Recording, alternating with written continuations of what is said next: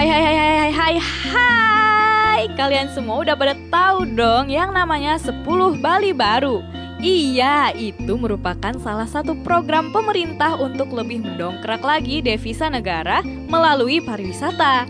Tentunya kalau devisa terdongkrak, perekonomian masyarakat Indonesia juga naik. Makanya, yuk kita dukung program ini dengan mengunjungi ke 10 Bali Baru itu. Yuk yuk yuk yuk yuk. Bali Baru pertama bakal kita mulai dari wilayah barat Indonesia, tepatnya dari wilayah Sumatera Utara. Siapa yang gak kenal dengan Danau Toba coba? Tahu nggak kalau Danau Toba merupakan danau vulkanik terbesar di Indonesia, bahkan di Asia Tenggara. Di tengah Danau Toba ada pulau vulkanik bernama Pulau Samosir yang kudu banget kalian kunjungin juga. Oh iya, pembentukan Danau Toba itu karena letusan yang terjadi pada 78.000 tahun lalu. Wow, udah lama banget ya. Nah, dari letusan itu terbentuklah sebuah kaldera yang saat ini berubah menjadi Danau Toba.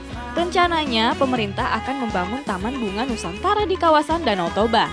Tujuannya tentu saja agar semakin banyak wisatawan yang datang ke tempat ini. Nah, untuk mempermudah akses ke sana, pemerintah juga akan membangun jalur kereta api sepanjang 30 km dari Medan ke Danau Toba. Pemerintah juga sudah membuka rute penerbangan dari Bandara Kuala Namu di Medan ke Bandara Silangit. Mantap! Masih dari kawasan Pulau Sumatera, ada Pantai Tanjung Kelayang yang merupakan salah satu dari 10 Bali Baru.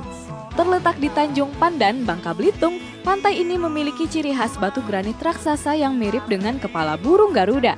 Selain menjadi bagian dari 10 Bali Baru, pantai ini juga ditetapkan pemerintah sebagai kawasan ekonomi khusus atau KEK di bidang pariwisata.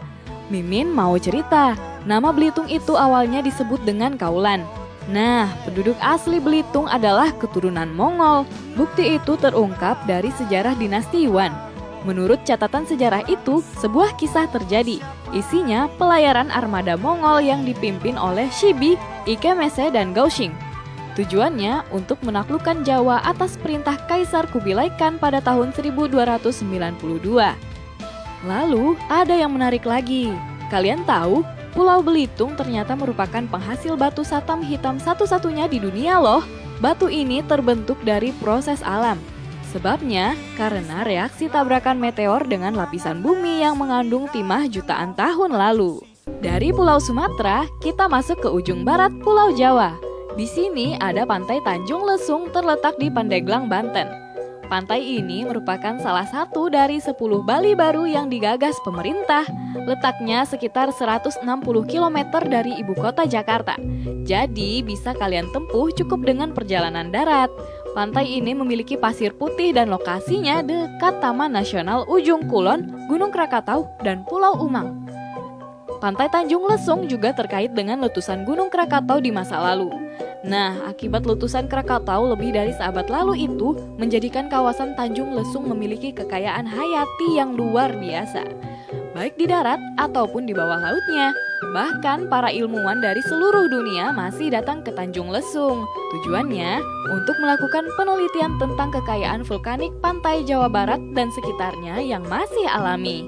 Kawasan Pantai Tanjung Lesung memiliki luas sekitar 15 hektar. Dari keseluruhan luas area ini, kalian bisa melakukan berbagai aktivitas outdoor, baik yang berbayar ataupun yang gratis.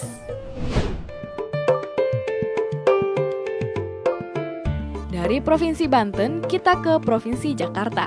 Tepatnya di wilayah Kepulauan Seribu yang merupakan gugusan pulau yang terletak di utara Jakarta. Beberapa pulaunya memiliki penghuni, sedangkan yang lainnya merupakan pulau yang hanya diperuntukkan demi kepentingan wisata dan riset, sehingga tidak berpenghuni. Kepulauan yang masuk dalam wilayah administrasi Jakarta ini mencapai 342 pulau dengan luas mencapai 8,7 km persegi. Yang gak banyak orang tahu, kawasan Kepulauan Seribu ternyata adalah bagian dari Taman Nasional Kepulauan Seribu atau TNKPS. Ada 4 ekosistem utama pembentuk sistem ekologis di kawasan TNKPS, yaitu hutan pantai, hutan mangrove, padang lamun, dan terumbu karang. Uniknya lagi nih, di salah satu pulau di TNKPS ada akuarium bawah laut.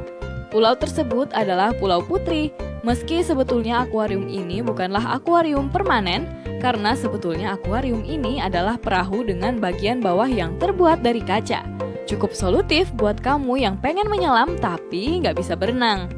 Meski beberapa pulau sudah ditinggali manusia, tapi ada juga beberapa pulau gosong di kawasan TNKPS.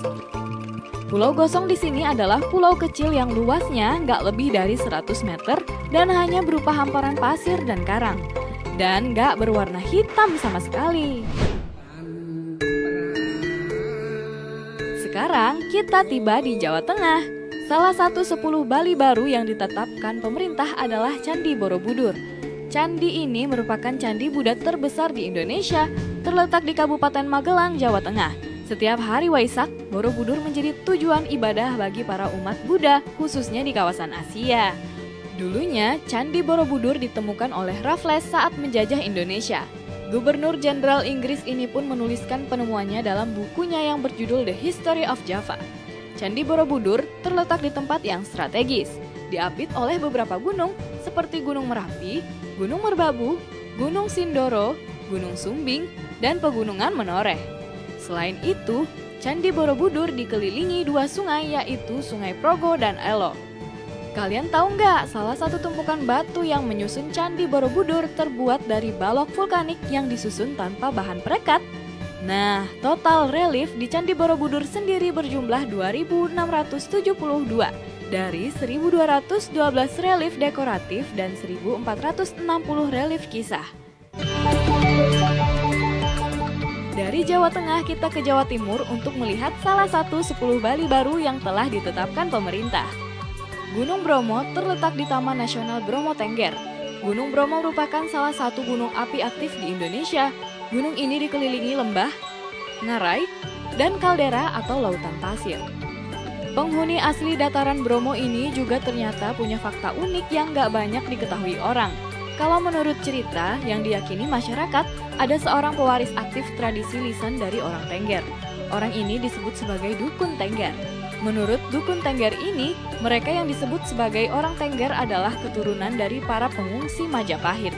Uniknya, orang Tengger menganggap Gunung Bromo sebagai gunung suci, khususnya oleh suku Tengger. Mereka menganggap Gunung Bromo sebagai Gunung Brahma. Maka, gunung ini disucikan oleh orang Tengger. Setiap tahunnya di gunung ini digelar upacara yatnya Kasada atau Kasodo. Biasanya, upacara ini digelar di sebuah pura yang berada di bawah kaki Gunung Bromo. Lalu dilanjutkan ke Puncak Bromo.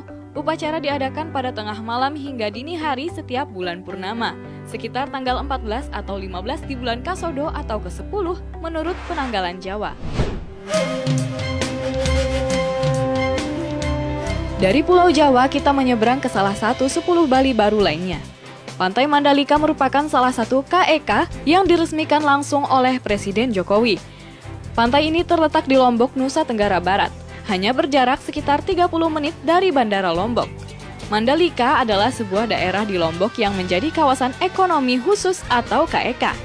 Jadi, sejak tahun 2015 telah gencar dilakukan pembangunan, baik jalan lintas, listrik, air, dan kawasan ekonomi dan industri. Mandalika juga bakal memiliki sirkuit balapan MotoGP bertaraf internasional loh. Sirkuit balapan ini akan menjadi sirkuit pertama di dunia yang menawarkan keindahan pesona alam yang indah, solar cell farm, lapangan golf, area komersial, dan pemandangan Samudra Hindia. Nama Mandalika dipercaya berasal dari kisah daerah yang menceritakan tentang kisah seorang putri bernama Putri Mandalika. Putri ini berubah menjadi makhluk bernama Nyale karena tidak ingin dipersunting oleh seorang pangeran.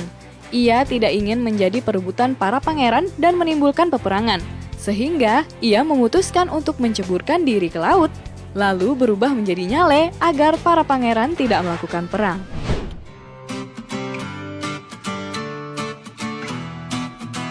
Dari Mandalika kita ke salah satu 10 Bali baru lainnya yang tidak jauh dari Mandalika. Labuan Bajo merupakan salah satu desa di Kecamatan Komodo, Kabupaten Manggarai Barat, Provinsi Nusa Tenggara Timur. Kawasan ini menawarkan balutan panorama laut biru dengan bukit-bukit hijau.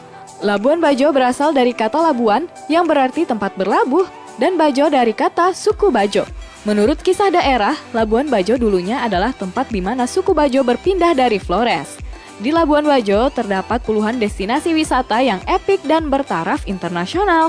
Salah satunya adalah Taman Nasional Komodo, Pantai Pede, Pantai Gorontalo, Gua Batu Cermin, Pulau Bidadari, Kanawa, Pulau Waelulu, hingga Puncak Waringin. Meskipun hanya desa, Labuan Bajo memiliki bandara internasional yang terletak di kota Labuan Bajo, Provinsi Kepulauan Flores. Uniknya, Labuan Bajo memiliki pantai berpasir pink yang hanya ada 8 di dunia. Dari selatan Indonesia, kita berpindah ke arah utara Indonesia. Tepatnya ke Wakatobi yang merupakan salah satu kabupaten di Sulawesi Tenggara. Sekaligus salah satu taman nasional di tanah air, Wakatobi memiliki kehidupan bawah air yang kaya dengan panorama terumbu karang. Kecantikan bawah laut Wakatobi sudah terkenal sampai mancanegara. Wakatobi bahkan pernah masuk dalam ajang pameran pariwisata terbesar di kota Berlin, Jerman. Di perairan laut Wakatobi setidaknya ada 5 jenis paus yang hidup di dalamnya. Mulai dari beak whale, pilot whale, sperm whale, bridge whale, dan melonhead whale. Nggak cuma itu aja, ternyata ada juga 6 jenis lumba-lumba yang hidup di sini. Di antaranya adalah bottlenose dolphin, lumba-lumba kepala bundar, riso dolphin, spinner dolphin, dan spotted dolphin. Nggak salah kan kalau Wakatobi dijadikan sebagai 10 Bali baru oleh pemerintah. Hebatnya lagi, tak kurang dari 70% dari total spesies karang atau koral di dunia berada di dasar laut Wakatobi. Selain karang, paus, dan juga lumba-lumba, ada juga 590 spesies ikan yang hidup di perairan Wakatobi. Kamu juga nggak akan menyangka kalau Wakatobi berada di jantung segitiga terumbu karang dunia atau Coral Triangle. Wow, keren banget kan ternyata Wakatobi ini. Dari Pulau Sulawesi, kita ke Pulau Morotai yang merupakan pulau paling utara Indonesia. Morotai merupakan salah satu 10 Bali baru yang ditetapkan pemerintah. Morotai merupakan bagian dari Kepulauan Halmahera, Maluku Utara. Di pulau ini, kalian ditawari menikmati keindahan pantai pasir putih dengan paduan hutan lebat. Menurut sejarah, pada abad ke-15 berdirilah sebuah kerajaan Moro yang berpusat di Mamuya. Sekarang, wilayah itu masuk dalam Kecamatan Galela, Halmahera Utara. Selain cerita sejarah, daratan hingga dasar perairan di Morotai menguak sebuah bukti Perang Dunia Kedua. Di pulau ini memang menyimpan bangunan fisik dan sisa-sisa peralatan Perang Dunia Kedua yang pernah terjadi di sana. Sejarah yang paling populer adalah Battle of Morotai yang merupakan perang antara Amerika Serikat dengan Jepang. Perang tersebut akhirnya menyisakan pangkalan militer laut dan udara di dekat Daruba, ibu kota Kabupaten Morotai yang dibangun pada September 1944. Morotai memiliki 35 pulau kecil dan 2 pulau besar yang mempesona. Contohnya seperti Pulau Kolorai dan Pulau Zum Zum yang menawan. Saat berada di pulau ini, jangan kaget kalau kalian bakal ngerasa sangat kepanasan. Nah, saking panasnya, Pulau Morotai dijuluki sebagai Pulau Tiga Matahari. Gimana? Asik kan? Karena cuma di sini kalian bisa dapat informasi yang unik dan khas dari Indonesia. Sampai jumpa, Mimin pamit. Dadah!